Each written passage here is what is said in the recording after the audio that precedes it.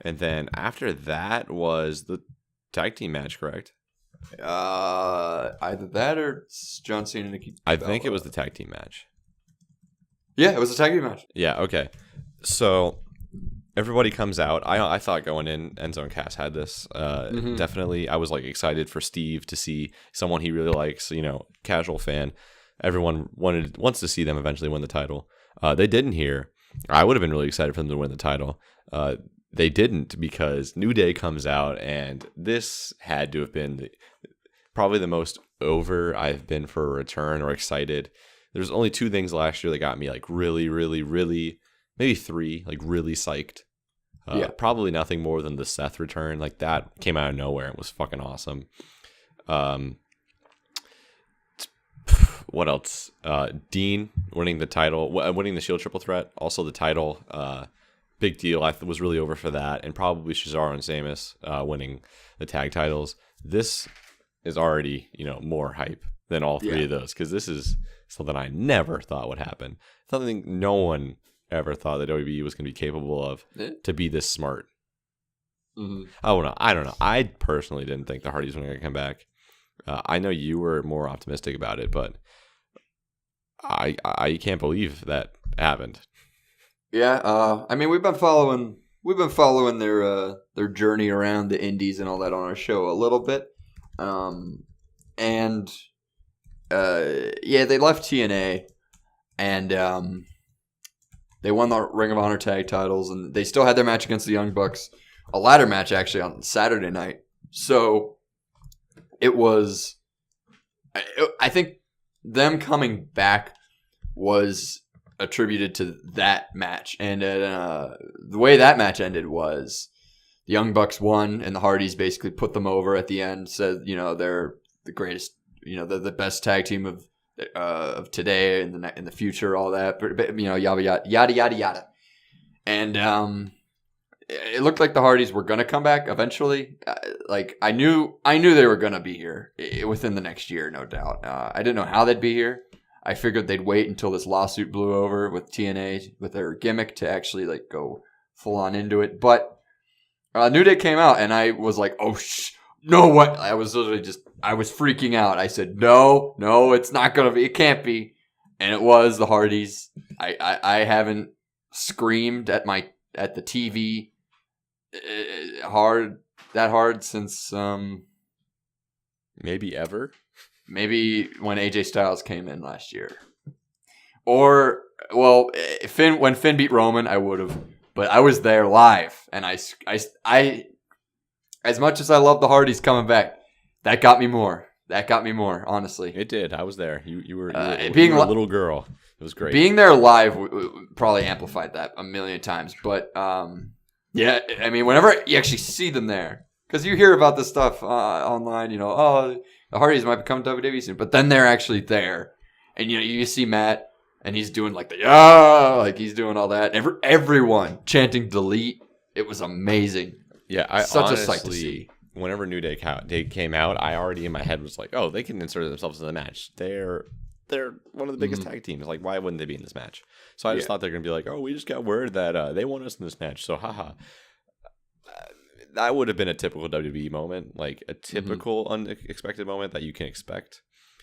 I don't know. I am pessimistic, so I really didn't think that Hardy's was going to be back. I didn't think the WWE was going to be smart enough to keep us under wraps and just have this happen so soon after they leave TNA and lose their titles in a different company. But wow, I didn't see it coming. So crazy weekend for them. The second, all the few seconds of silence, and you see their logo, I instantly was like, "Holy shit!" And I look at Tom and Toby, and we're all like, "No, this is not happening." Like, I didn't see that happening at all. The only question I have is how broken are they going to be? They didn't have a promo this week, so they were on Raw Talk. Do you watch Raw Talk? I didn't watch it. Oh, I know you told me to. I didn't have time. Yeah, that's fine. Basically, they're not. On Twitter, Matt said, "Yo, being back in the WWE and giving the standing ovation I got." Oh yeah, I temporarily retweeted that on our channel. Yeah. If he uses it on TV though, he might get sued, and the WWE might get sued. So of course, they're going to tell him, no, hold off on it for now. And even then, if he came in as broken, it wouldn't make any sense. Yeah, you could very easily have him get like a big old, like just a big brogue kick to like his face, and he wakes up, he's like, oh, and he's crazy. I don't know. You could write it in there once this lawsuit gets settled. And even if you don't want to, you still have Matt Hardy. You still have, he's still good by himself.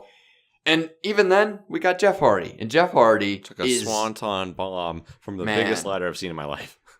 I said this back in 2009 when he left. Yeah, I said it's a shame that he left because he would have been the man. Like, he would have been one of the big guys up there with Randy Orton, John Cena. Because back in 2008, back in 2008, 2009, he was on fire. He was. In retrospect, though, I'm glad he didn't go back, because if he would have, he would not be there right now, because he would have gotten another drug suspension. But even in 2007 when I watched, I knew how good he was. I knew I was super over with him. All my friends, we'd always do his like 2 fingers and the thumb and be like, because we were kids, and it was just fun to do.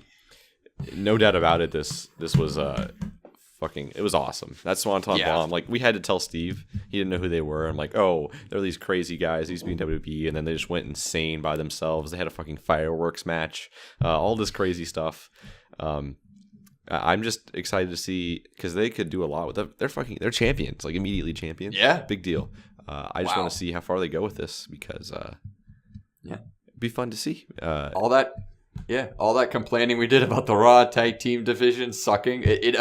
With this helped it like probably 50%. The Revival was like another 25-30%. They're fine now, and with the superstar shakeup, it's just gonna get better. No doubt about it. That's true. I think they could slowly over time become broken, because they'll make a ton of money off of being broken. Like, people are gonna buy. Did you hear those crowds over the past 2 days? How many people are gonna buy like Brother Nero shirts, or a shirt that just in big letters says delete? If they win this out, this is gonna be awesome. Freaking! Oh my! Delete is the next. I'm not gonna say it's the next yes chant, but it's one of those chants. It's super easy to do. It's really fun to do, and it's a great chant. It really is. By the way, if he's broken, they shouldn't be relegated to just one brand. They should just be able to do whatever the fuck they want. I think if they like just like one day, like they just go to whatever brand they want, like, oh, I'm in SmackDown today because who cares? Maybe not, but I feel like that hurts the idea of the brand split. It makes it more open to that sort of thing happening. Hey, they hurt the brand split like the 2 weeks later by having Randy come into Raw. Yeah, and then security chased him out and all that. It was, and then Brock came to SmackDown. Yeah, like they played up that you're not supposed to be there. That's true, and that's good. But they haven't done it since. And I don't know. You could just have Matt Hardy show up and be like, I'm here to take the SmackDown tag team title. I don't know. Like, you could have him do something. But yeah, I think if he does be broken, though, no need to do supernatural stuff. All that, people spit poison in his face and he just sucks it up and spits it back out at him. You don't need to do that. Oh, they have the budget to do crazy, off-screen promos, off-screen, like, I mean, like, wherever they want, doing whatever the fuck they want, and they need to take advantage of that. Do you know what the number 2, at least when I watched it earlier today, even today, the number 2 trending video on YouTube? It was number 1 last night. Oh, it was? Okay. Yep, Hardy Boys return. It was their return. It's not there right now, but people really like the Hardys, even casual fans who watched 10 years ago. I've been seeing the comments everywhere. People saying, oh, it looks like I have to watch WWE again. Yeah, and you know what I love about this? I don't remember who said this. I wish I could. It has 9 million views. Said 9 million. They said, they earned it. But what they said was, this is perfect because this is the perfect time for them to come back, because not only are they a nostalgia act like the Dudleys were, but they're the most relevant tag team today. Like in the I guess on the internet, all that, people know. Oops, I almost muted my mic. People know that where the Hardys are. I think I I think a lot of people know who Broken Matt is. If the whole arena is doing delete. Yeah. And people love him. They're relevant in that they're back after a very long time, and they're also relevant because one of the most entertaining wrestlers of 2016 is now in WWE, and Jeff Hardy's back too. So. Yeah, this was as crazy as like whenever your favorite shows like I don't know, bring back a character, or like whenever they have a cross episode with a different show, you're like, whoa, you are not supposed to be here. Yeah, this might be my favorite return of all time. No, this is one of the biggest returns of all time. Yeah. The pop they got, everybody was like, wow, we all want to see him here, and none of us thought he'd be here. That both of them would be here. Yeah, it's insane. The finish of the match was crazy too. Was it Twist of Fate off of the top of a ladder, and then Sheamus and Cesaro, God bless them, taking that the ladder spot. That Swanton Bomb could have gone so wrong because he's on that little slim part of the top of the ladder, the tallest ladder I've seen in my life. It was as tall as the ones in the ring, but it was all the way on the ground, and he did the Swanton Bomb off of it. Holy shit. And then they won the titles seconds later.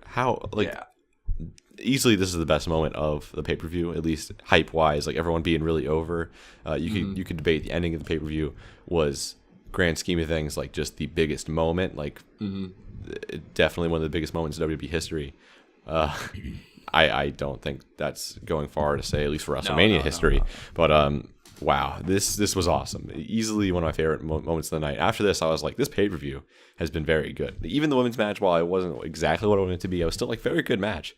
This, you don't always have to look at these as match quality. Like WrestleMania is definitely a show of moments, almost just as much as it is matches. Like you're there for the moments, you look back at it, and especially the next match we're going to talk about is about that. Do you want to talk about this now? No, I want to mention. I'll talk a little bit more about that. All right, I'm going to get milk, so you get that. I'm going to get milk. Oh, okay. Okay. So, I can't hear you either, so I have headphones. I don't took my headphones off. Oh, okay. I will say this. I have to rewatch. I did rewatch this match, I should say. I rewatched it yesterday. I couldn't contain myself. I was freaking out the entire time, and I didn't pay attention to the match one bit. I paid attention to the ending, obviously, because of the big swanton, but I needed to rewatch it because I could not contain myself. I could not watch this match. I don't remember the last match that did that to me. I honestly don't. Usually whenever I freak out like that, it's because of a result, like Dean winning the title. We were watching it sheets on my phone, made me freak out. But the show was over by then. I had to calm myself down, and I had to be like, all right, it's been 10. The match was only 10 minutes, but it didn't matter because I didn't watch any of it. And I said this was my favorite return of all time. I basically mean it because of what I said a little bit ago. It's relevant. It's super relevant. They're not only one of the best tag teams of the 90s, they're a nostalgia act of the early 2000s, even mid to late 2000s. Jeff Hardy was a huge star. Matt Hardy was cool too.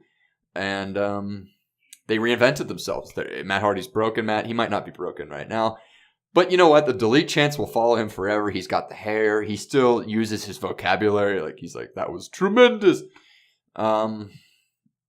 So it's still there. The Hardys have evolved, and they struck when the iron was hot, man. This was perfect.